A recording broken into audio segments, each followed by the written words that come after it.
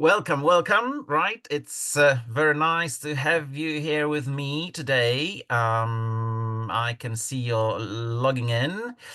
Uh, Before we start our webinar today, if you could just share your location. Where are you joining from? That would be very nice to see you. I can't see your faces, but at least see your chats. So use the webinar chat, the chat window to share your location. Okay, so that's Shini from Dubai and Jason from Beijing. Right, Portugal, Carla, hello, Portugal, India. Yeah, so we have Ecuador, right, Brazil, Peru, great, fantastic. So we have uh, all continents, Europe, Asia, America. So welcome to you all. As you can see, this is the last webinar in this series devoted to Pearson English Assessment Teacher and Training Academy. That was supposed to be a discussion with an exam practitioner. It's not going to be discussion due to some illnesses in our team. So there's going to be only me. My name is Kamil Petrick, right? And I'd like to talk to you a little bit about practitioner perspective when it comes to Pearson English International Certificate. This meeting today is the last meeting in the whole series, so I suppose that you have participated, if not all of them, so at least a few. The last meeting without Bartłomiej talking to us, right? As you can see, the plan was for Bartłomiej, but he's behind the scenes, helping with the chat and helping with some competitions, because this is the last session today. So we're going to have some competitions for you with prizes. I'm not saying yet, but there will be some nice prizes for you in the competitions. After the session, as usual, you will receive some takeaways from me, and with inspirational sentence, and there is an editable certificate, right, that you can complete, and this will be delivered to your email boxes together with a feedback form, where you can share your feedback about the session, about this webinar, and, well, generally the session as it is. So we're going to talk today about Pearson English International Certificate from the practitioner experience. I've been with Pearson for, well, more than 10 years now, and I've been preparing, I have prepared a lot of students for first PTE General, then Pearson English International Certificate. I'm an examiner, oral examiner myself. I also run training sessions for oral examiners. So I'd like to share my perspective with you today.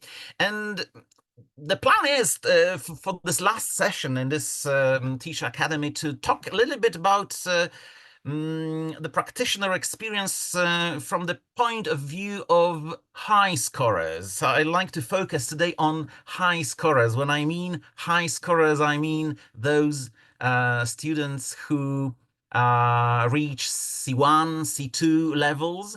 And the reason why I'd like to discuss that is because actually this is our ultimate purpose. We are all teachers here, I suppose, and this is the end of our road. Like, we want our students to reach this level when they're totally independent, when they can take C1 or C2 tests. And I wanted to discuss today a little bit how to work with such students. But first, I'd like to hear from you. Preparing high scorers, C1, C2 level for the exam, right? We're going to discuss Pearson English International Certificate, but obviously, you might have some experience of some other exams. So what do you think, right? So, for example, what unique challenges do these students face? I mean, high level, like C1, C2. If you could share some ideas in the chat, what unique challenges do they face? And ideas from you, because I'd like to discuss these issues today, but I'd like to hear from you. So, any, yeah, I'm looking in my chat. Or maybe what unique challenges do the teachers face here with such students? Or uh, pronunciation. Thank you, Paragumar. Pronunciation, especially in speaking.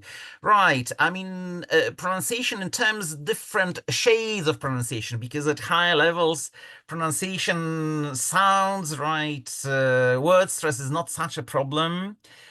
When typing fast, errors may occur. Thank you very much, right? So that's from Muftah.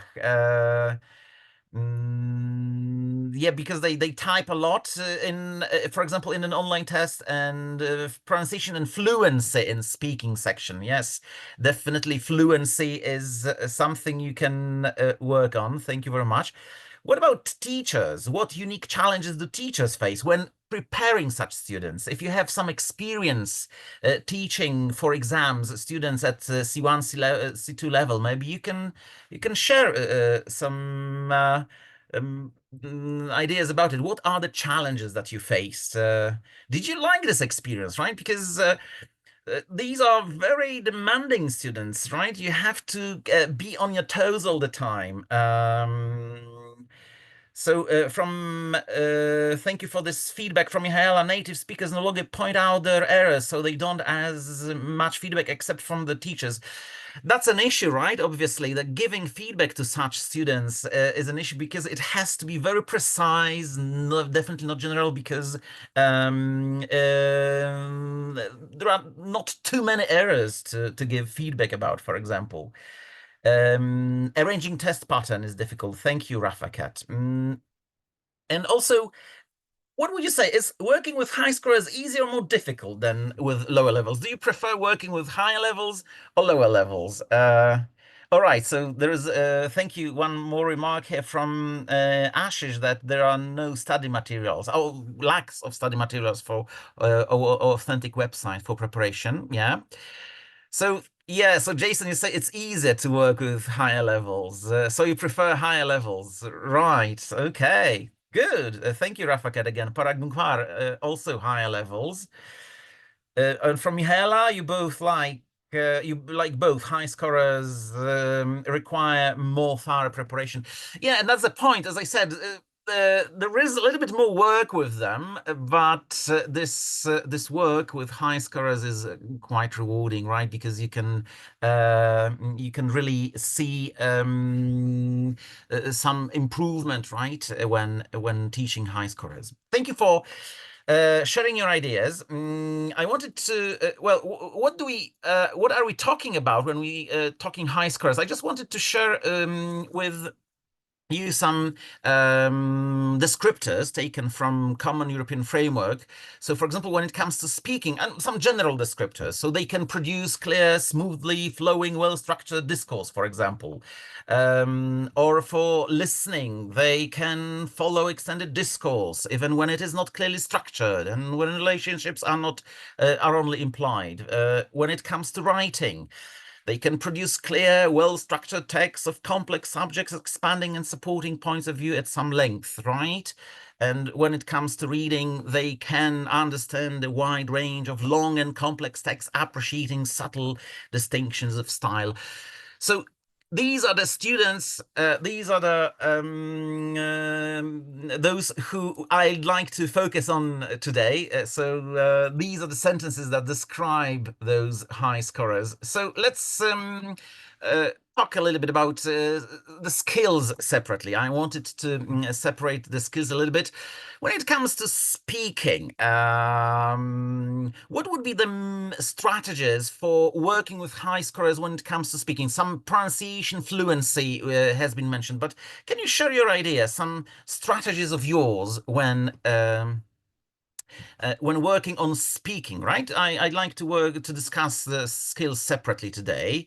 Um, there's a feedback from Alina about specifically international certificate that even C1, C2 level students need more than 25 seconds preparation time to describe the image properly. Yeah, that you might have a point here, but also at such a high level, you must be ready to react spontaneously to some situations that are coming up.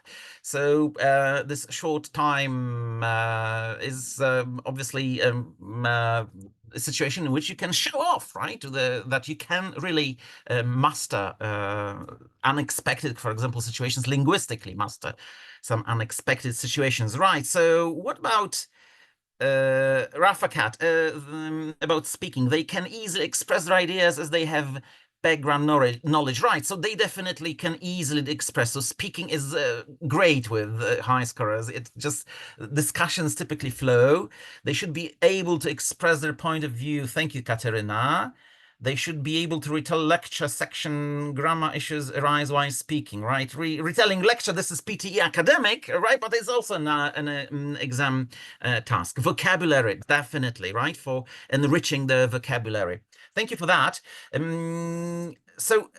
I've got some ideas to share with you, some strategies that I think are important when focusing on speaking with high scorers.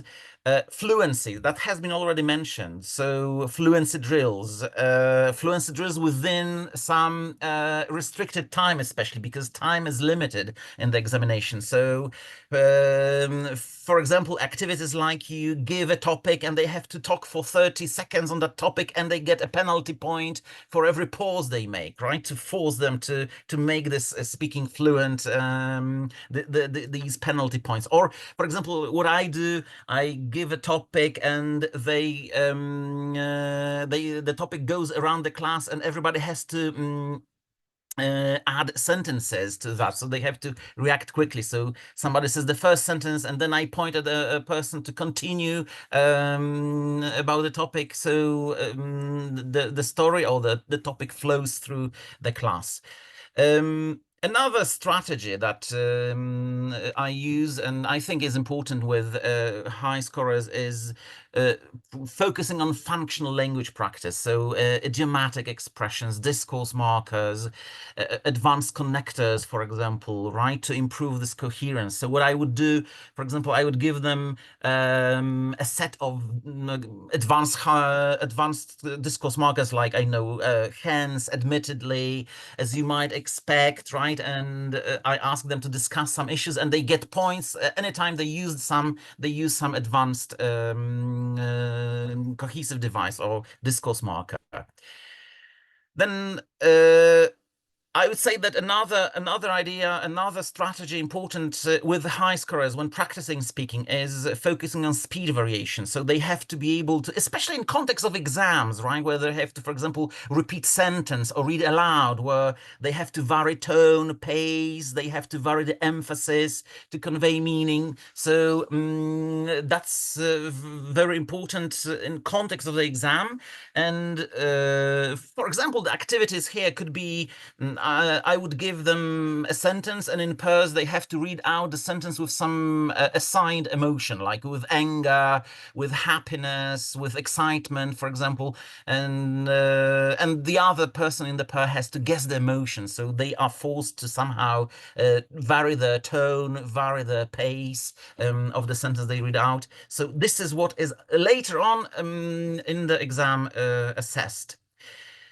Spontaneous speech, right? So focusing on practicing spontaneous speech. This is what I mentioned. Like you have to, at this level, you have to react spontaneously to different situations, and you have to be able to produce some spontaneous longer speech, for example, like describe an image with very short preparation. And well, you have to. The good idea for an activity here would be like you give the topic, the classic activity. You give them the topic, and for example, one in a pair, one of them is in favor of the topic, the other is against. No matter what the real opinion about the topic is, and they have to come up with arguments and fight and fight in inverted commas and convince the other person. Right, and last but not least, something that you have mentioned, thank you for that, vocabulary, right? At this level, you have to equip them with really sophisticated vocabulary. So you have to push students to integrate some more nuanced or field-specific vocabulary. So, for example, the activities that you can run in class. For example, you can vote for the word of you give everybody some high level, let's say, or low frequency vocabulary item, and you run a debate. They have to discuss which vocabulary item will be the word of the day, and they have to come up with arguments, so and convince the other members of the group or the class that this vocabulary item is the one that should become the word of the day, and they think of arguments, and they think about it. Obviously, working with low frequency vocabulary is the issue is looking the sources, right? How to organize, how to find some sets of vocabulary that will be important or necessary for this particular activity, for this particular topic with my students. And here I wanted to share with you, maybe you know it, this teacher toolkit, Global Scale of English Teacher Toolkit, a tool that is provided by Pearson, where you can group or find groups of vocabulary depending on what kind of student you have, what kind of level your student is, what grammatical category you need, what topic you need. So that's a great tool. And actually, this is something that I'd like you to do for the first competition. As I said, there are going to be competitions. So this is competition number 1, and the competition number 1, in this competition, you will have to type 2 words in one chat. So for this competition, you're going to use the chat, right? Just as you can see, this chat window is presented here in the slide. There will be 2 words that start with letters G and S, but not any words. You have to find the words online, right? And the prize, which is the codes for level tests. Level tests are placement tests that are prepared by Pearson that you can use to establish the level of your students. So you will receive, the first 2 people will receive the prize for the level test, 3 skill level test. The 2 quickest people. So use the chat. And in a moment, I will tell you what words you're going to look for. So there will be 2 adjectives that you have found in the toolkit. So I will refer you to the toolkit, teacher toolkit. The words have to start with G and S. Use the chat window. And in a moment, I'll share the link, and there will be a link in the chat also given to you. So you click on the link, go to Teacher Toolkit, and choose the filters. There will be 4 filters to choose. Adult learners, the GSE range, Global Scale of English, this Pearson tool, right? Global Scale of English range is from 85 to 90, so the highest level. This is actually C2 level. The topic is clothes, fashion, and beauty, and the grammatical category will be adjective. So go online. The link should be in a moment in the chat. You click on the link, and I am also sharing the QR code, so you can use the QR code. Go to the toolkit, find 2 words that start with G and S and that meet the criteria. So we're waiting for you have the link in the chat, right? These are not any 2 words. These have to be words taken from Teacher Toolkit, right? So which are filtered the way you can see in the slide. So, yeah, I suppose that you working with the Teacher Toolkit right now, and I wonder who the winner will be, right? As I said, the prize is a level test, so something that you can use. Okay, fine. We have the first answer here. I'm not saying anything. Okay, so waiting for you. As I said, the prize is the level test, something that you can use to establish the level of your students or of yours, right? Okay. Right. So those of you who were the first and have the correct words will be contacted by email by Bartłomiej, who's behind the scenes collecting correct answers. You have to put 2 words in one chat, right? So just one chat. Good. I think we can move on. Obviously, the words are right, grungy and stubbly. This is how you can work with the toolkit, right? That will provide you with. Just Camille, I think we can announce the winners. The first one was Michaela, and the second one was Mufat Elbrak. Okay, great. So those Yes, two are the winners. Congratulations to you. Congratulations, right? Obviously, the great thing about Toolkit is that you can group the words, you can find the categories, we can find the topics, and you can use it for your class depending on what you need, right? You have vocabulary that you need with your students. You can also download, what I like about Teacher Toolkit is that you can download the definitions for the words, right? So that's ready for some definition matching activities, for example, to improve their vocabulary base. Okay, good. So let's move on to discuss another skill, listening. And I wonder, what about listening, strategies for practicing listening for high scorers? What are your strategies for working with listening? I'm waiting for some ideas before I share mine. Okay. Good. Right. So let me share my ideas. What is important with high scorers is practicing predictive listening. So they have to be summarizing passages they have heard. Summarizing is, thank you, that's from Jason.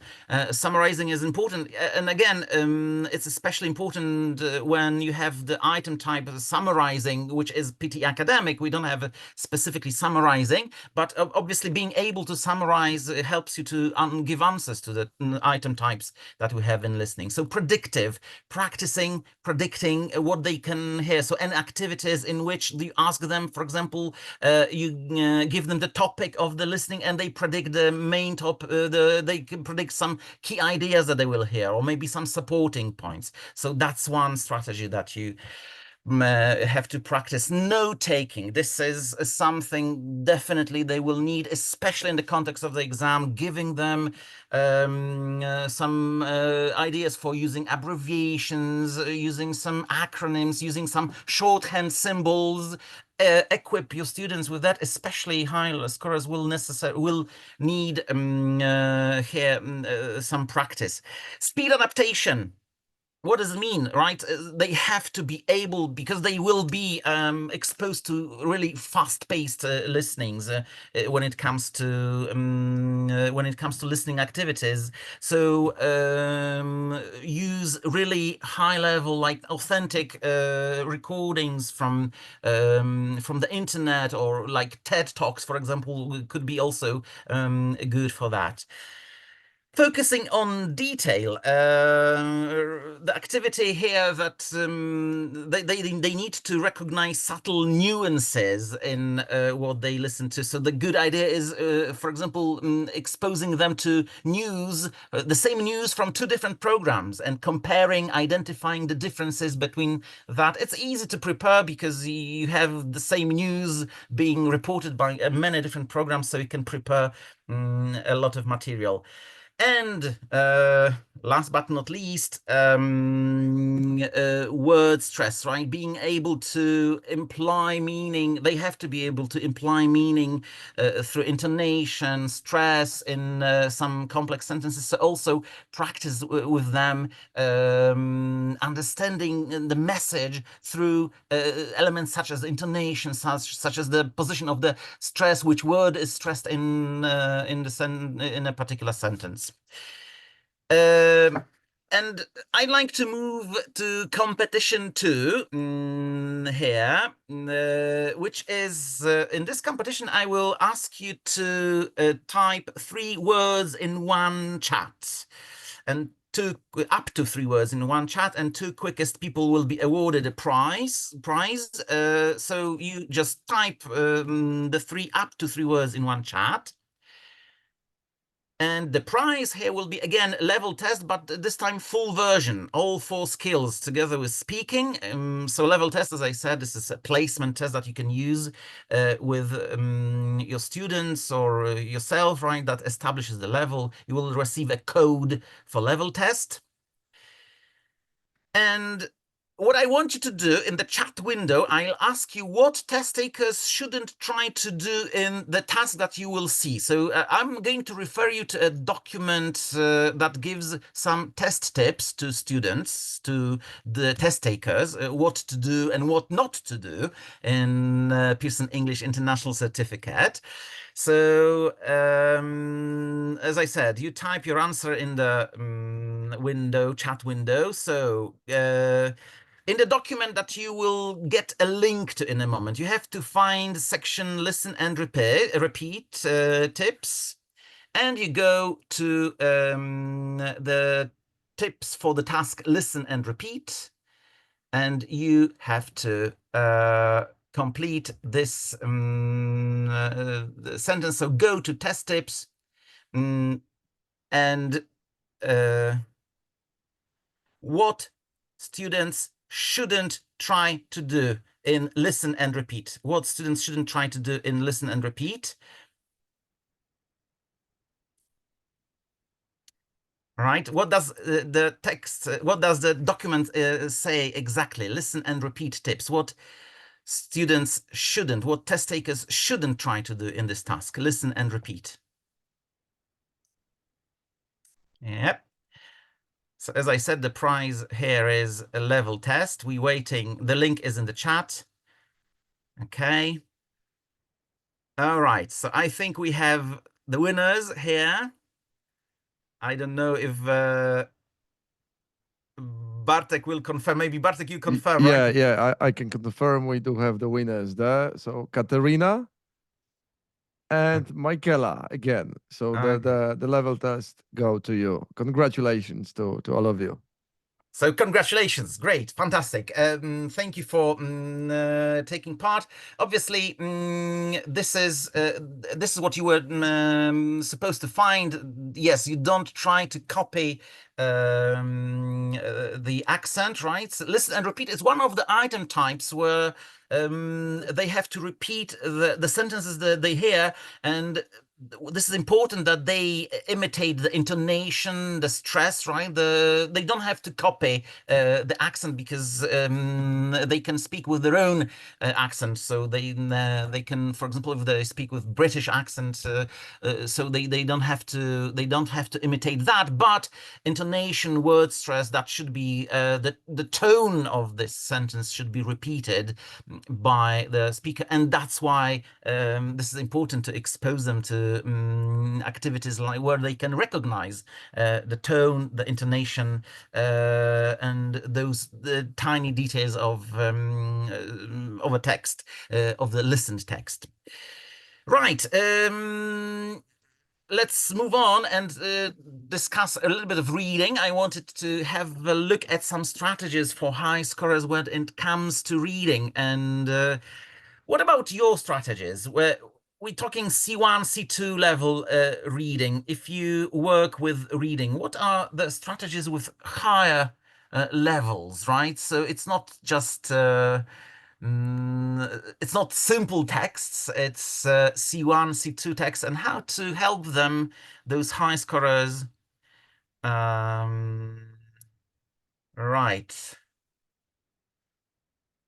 Okay. So what about your strategies? Let's move on to strategies.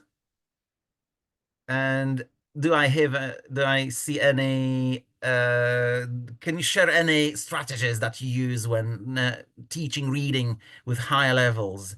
Reading a lot, Rafakat. Right. Yeah, this is my point as well. In a moment, I'm going to talk a little bit about it. Predict content using pictures, for example. Prediction, right? Absolutely so. I absolutely agree. Right. A high level vocabulary, obviously vocabulary will developing or expanding the vocabulary base is absolutely good strategy.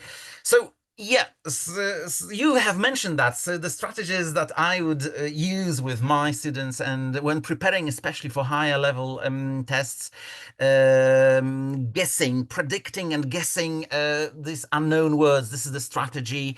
Especially for higher level, they will come across the text where there are texts where there, that are most of these are authentic, so they will come across a lot of unknown vocabulary, so they have to be able to deduce the meaning and practice them with this deducing. So they show the hints that they use to deduce this meaning and help them with where they can find in a text hints to deduce the meaning. uh, Various techniques, using various techniques, because they have to, at this level, they have to be immediately aware of what kind of reading they need. Is it skimming? Is it scanning? Is it reading for details? So practice these techniques. For example, for scanning, the nice activity that I like doing is if I have a text, if I'm working with a text, I give them a few synonyms of the words in the text, not the words themselves, but the synonyms of the words in the text. And I ask first, before we start even reading, they have to scan it and find the synonyms of the given words. So any activities like that in which they can vary their technique will help them because they have to be able to vary the techniques. Critical reading, right? At this level, they have to read texts critically. So for example, what I would do if I am working with a longer text, I ask them to underline with different lines facts and opinions, right? So identify which is a fact, which is opinion, which is obviously helpful when answering questions later on in exams about the reading text. So you have to train students critically analyze texts, looking for the author's purpose, tone, and argument. Comparative reading, right? So they should be able to compare information that they get from different texts. Like, for example, you can teach them to draw Venn diagrams or T-charts to compare the information from two different sources. Like, for example, again, the news is a good idea. Like you have the same news presented by two different I know websites, and you can ask them to compare and analyze the differences, tiny details, just like with listening. And well, last but not least, collocations. Somebody mentioned this vocabulary, expanding their vocabulary base, especially when it comes to collocations. So, for example, what I would do with my students would be I will ask them to look for some fixed collocations in the text, and then based on that, they create some, or they give me ideas for some other collocations that use the same words, right? For example, we have highly unlikely, and I'll ask them to give me some more collocations with the word highly. So any kind of activity that you expand their vocabulary base will give them this ease with reading really complex and authentic texts. And speaking of reading, in Pearson English International Certificate, there is another competition here. In this competition, you will be asked to type 2 words in one chart, right? So, and the quickest people will, the 2 quickest people will be awarded prize. So 2 words in one chart, separate them with a slash, preferably. So this is what you're going to do. So now you know the procedure very well. And the prize this time will be benchmark C, the highest level benchmark. So we moving from level tests, so placement tests that you typically run at the beginning of a course. We're moving to benchmark, which will be the test showing some kind of progress and showing what they have attained. So the two quickest people will be awarded benchmark C because we're discussing high scorers. So this prize is the highest level benchmark test. So there are two codes. Obviously, that will be connected. The competition is going to be connected with reading in the Pearson English International Certificate. As I said, you're going to type two missing words in the description of the exam item type, and obviously use the chat window. So what you have to do, you have to go to the document that is test specification, and you find section test questions and test structure in this document that we're going to share in a moment. Then you have to find the item type description, right? This is the document that gives a description of every item type in Pearson English International Certificate. So what you have to do, you have to find the item type, choose the right word or phrase, and if you're ready, we'll be sharing the link. So go to test specification and what are the missing words in this description of an item type. The item type is choose the right word or phrase.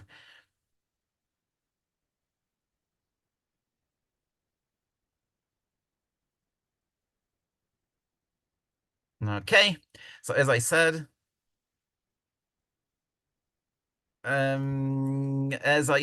we are waiting for the winners. The prize is benchmark level C. Dum dum dum dum dum dum.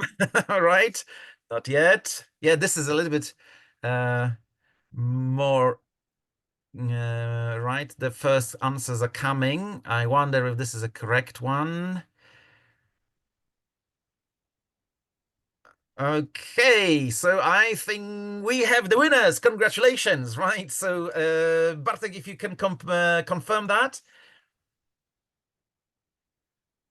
Yes, I guess we can confirm. Katerina and Mufat, you were the first one with global and short. Mufta, right? Congratulations to you. Obviously, this is it. So, with this competition, I wanted to refer you to this document, test specification. That's a document that, well, as teachers preparing for the exam, we have to work with because it very precisely states what this exam is about. And for example, you have the very precise description and what is tested in each item type. So that's why we wanted to turn your attention to this document. You've got the link, you have it, you can look at it.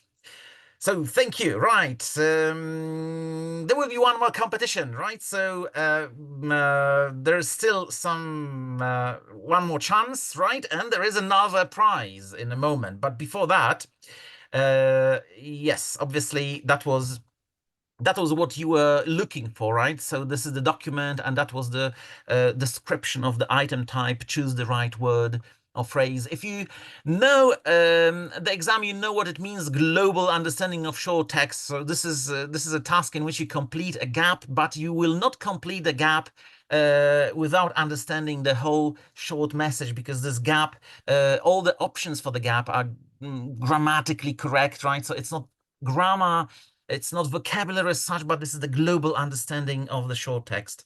So that's an example of a reading task that they have to face during the Pearson English International Certificate. So writing, what about it? Last but definitely not the least, the skill that I find the hardest to teach and to help them get ready, especially because of motivation. I find it. I always look for some interesting ways, so organizing some kind of competition, some extra motivation, because it's hardest to motivate them to write. And obviously, these days it's very hard to motivate them to or students to write independently on their own without any AI support. So what about it? What would you say? Right. Okay, Mufta, you love teaching writing. Yeah, this is great. Obviously, because you really have get some insights into your students' life. They share a lot of ideas with you, so that's definitely they have the time, the room for that because they can write a lot. So that's great. But what I find the most difficult is motivating them. And the strategies, familiarizing students with a variety of text styles. Definitely, yes, Katerina, that's absolutely true. Brainstorming ideas for Parag Kumar and giving proper form to it.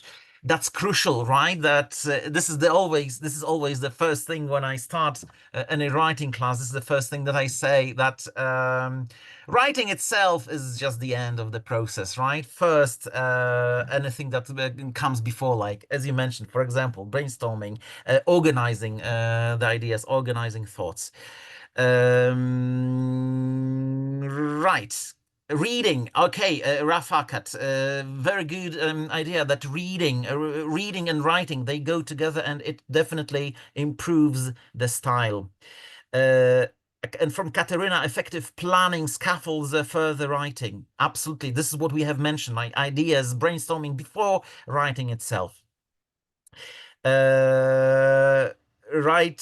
You teach Mufta, you say you teach them write stories and poems as well, right? So congratulations, that's great.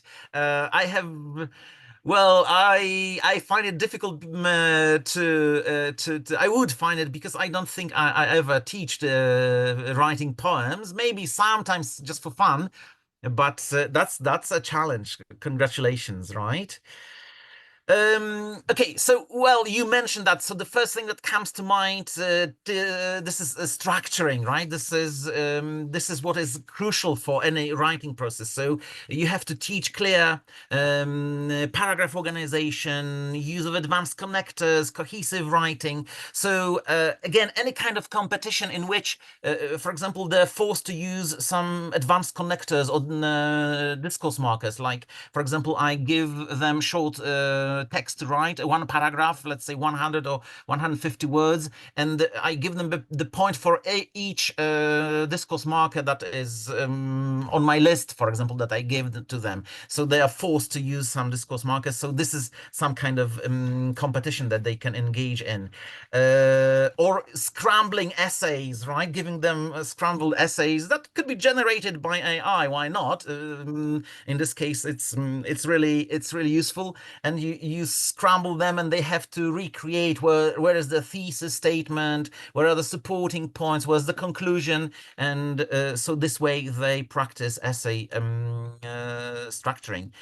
Sentence variety. This is how you recognize something that has been written by a high scorer, right? That using various structures, different lengths of sentences, compound, complex, a lot of compound and complex sentences.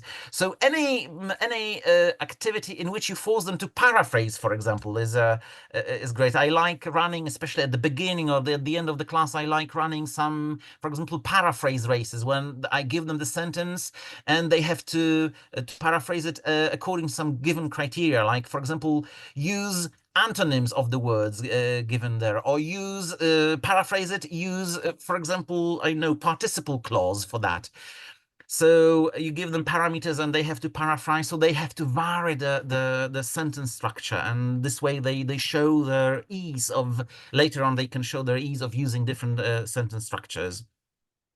Another strategy would be, well, obviously, again, just like critical thinking for reading, here I would call it advanced argumentation. So obviously they should be able, this is writing connected with some general skills, right? So they have to be able to present strong, nuanced arguments. So, for example, what I would give here, I would ask them to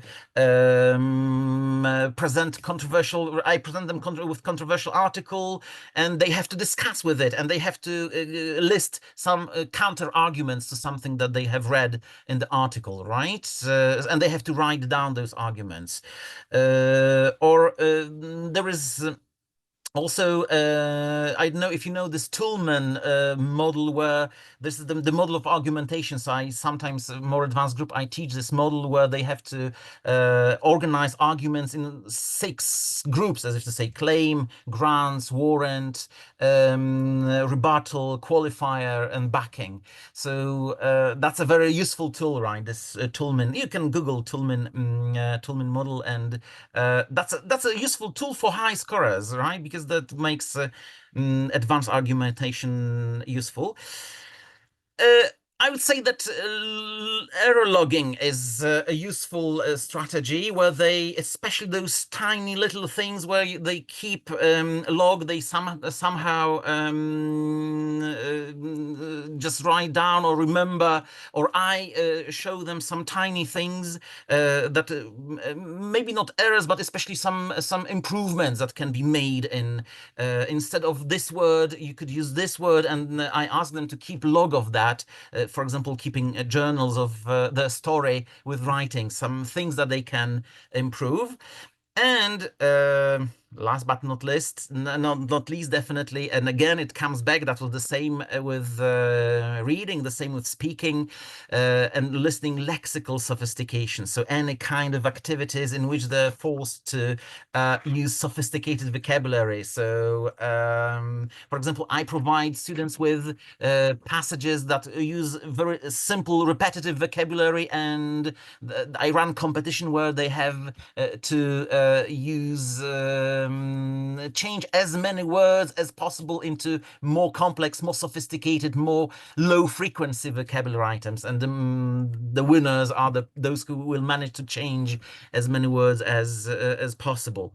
So that's an absolutely crucial for high scorers, because they can write definitely at this level, but how sophisticated this writing is. This is the question. So what kind of collocations, what kind of sophisticated vocabulary, discourse markers they use. And speaking of this, collocations are great. Practicing collocations is a great tool in expanding their vocabulary base, or the repertoire. So work with any collocation lists that you can find. There are a lot of collocation dictionaries. What I would suggest, there is this list of academic collocations. Although this is academic, but we're talking here C1, C2 levels. So a lot of collocations that they will use, they will know, will be the same as used in academic language. So you will find a lot of useful collocations also in this list.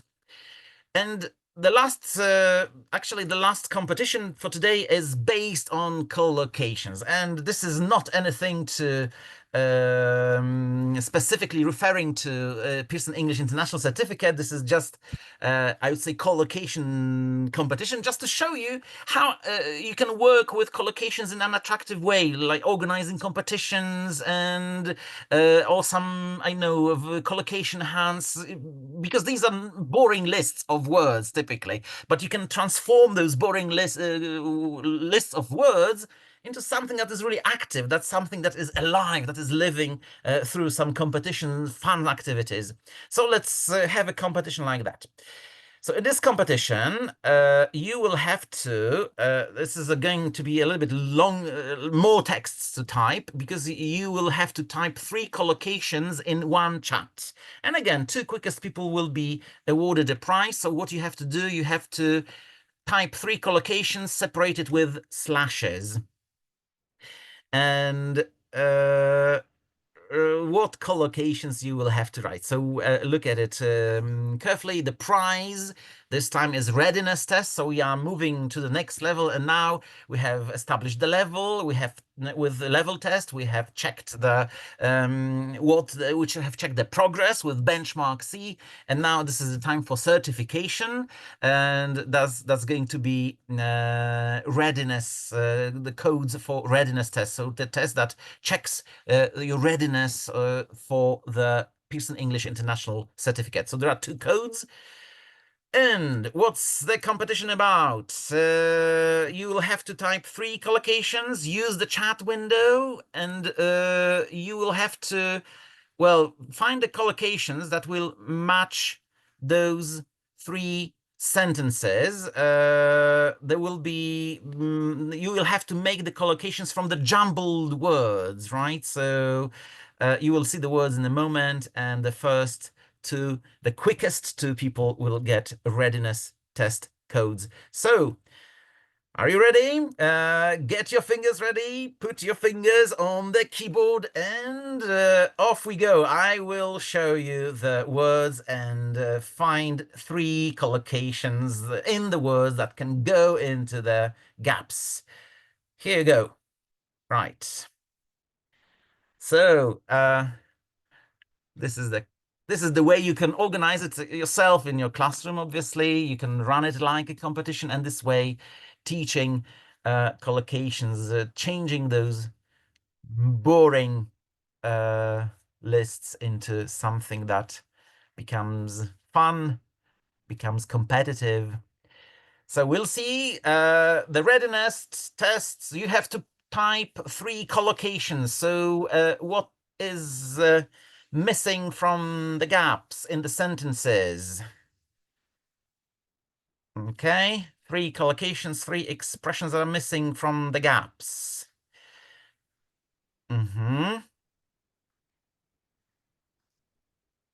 Okay, so readiness tests are waiting.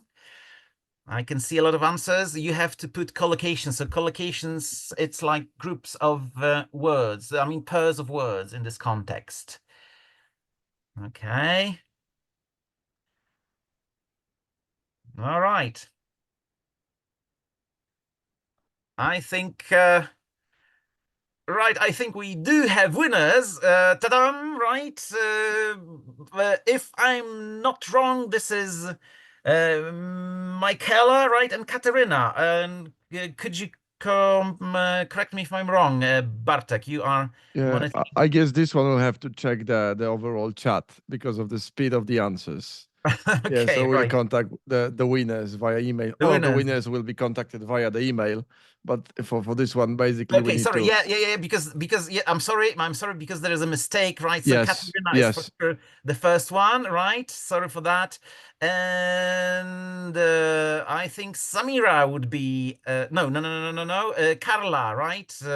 Is another one, but you have to monitor the chat how quickly they answered, because the correct answers here will be right. Obviously, the collocations that we were aiming at were bear responsibility, trigger outrage, and uphold values, right? These were the collocations, right? So the winners will be contacted by email, and you will receive the codes by email. So we're coming to the end, and just a few takeaways from me. For high scorers, for C1, C2 students, encourage risk taking, no matter what the skill is, right? So they should experiment with new vocabulary, new structures, new language, and refine their ability to use advanced language flexibility. integrate skills, especially when in context of this examination where the skills are tested in combination. So fluency and accuracy, sophistication, advanced argumentation. So integrate it all with all the 4 skills. Feedback, we mentioned that feedback is important. You can focus on correcting recurrent errors, but what is important, especially with higher levels, so highlight some subtle improvements, some where they can improve, because there won't be so many errors to correct, obviously, but you can show them where they can go, right, and where they can improve, use a little bit more advanced vocabulary, a little bit more advanced sentence structure. This is what the feedback will focus on here. And critical thinking, right? That came up with some skills, especially writing, reading, right, where they have to actually the tasks that you work with go beyond the classroom, go beyond just the language skills, but that will be the task will require them to interpret some nuances, summarize implied meanings, right, emphasizing logical organization and clarity. So these are the elements of working with high scorers. And what about your takeaways? What are those, if you could share your takeaways from this session today?